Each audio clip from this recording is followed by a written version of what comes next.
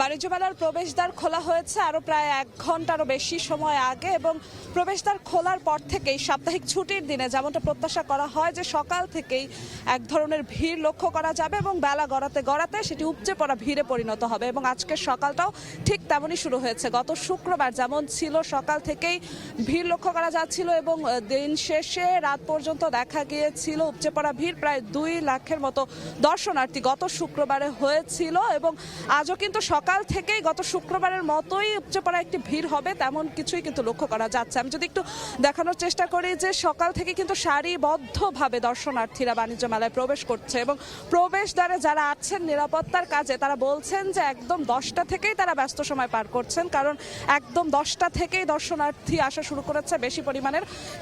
সাধারণত যেটা হয় যে সকাল থেকে দর্শনার্থীর সংখ্যা খুব কম থাকে, আশেপাশের এলাকাগুলোর দর্শনার্থীরাই বাণিজ্য মেলায় প্রবেশ করে, কিন্তু আজকে শুক্রবার হয় যেমনটা দেখা গেছে যে দূর দূরান্ত থেকে আসছেন দর্শনার্থীরা এবং সকাল থেকেই প্রবেশদ্বারে সেই ভিড় লক্ষ্য করা যাচ্ছে। এবং আরও একটি বিষয় যদি বলি, 200টি শাটল বাস এবার রাখা হয়েছে দর্শনার্থীদের সুবিধার্থে, যাতে তারা রাজধানীর বিভিন্ন জায়গা থেকে খুব সহজে মেলা প্রাঙ্গণে আসতে পারেন এবং সাপ্তাহিক ছুটির দিনেই আসলে 200টি বাস চলাচল করে, এছাড়া বাকি 5 দিন কিন্তু 200টি বাস চলাচল করে না। এবং আজকেও যেমনটা বলা হচ্ছিল যে বাসগুলোতেও সকাল থেকে ভালো পরিমাণে যাত্রী পাওয়া যাচ্ছিল।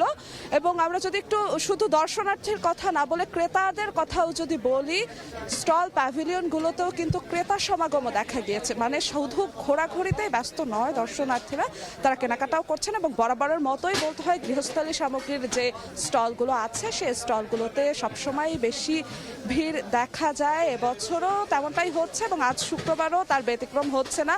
গৃহস্থলী সামগ্রীর স্টলগুলোতে বেশ অনেকটাই ভিড় লক্ষ্য করা যাচ্ছেন। পরিবার পরিজন নিয়ে আসছেন, সকলে বন্ধু বান্ধব নিয়ে আসছেন, ঘুরে দেখছেন, তার পাশাপাশি পছন্দসই কেনাকাটা করছেন। তবে স্টল প্যাভিলিয়ন নিয়ে যারা অংশগ্রহণ করেছেন কিংবা মেলা আয়োজক যারা আছেন তারা সবাই বলছেন যে বেলা গড়াতে গড়াতে গত শুক্রবারের মতোই উপচে পড়া ভিড় হবে বাণিজ্য মেলায়। তো এই ছিল আমার কাছে বাণিজ্য মেলার 17তম দিনের সর্বশেষ খবর।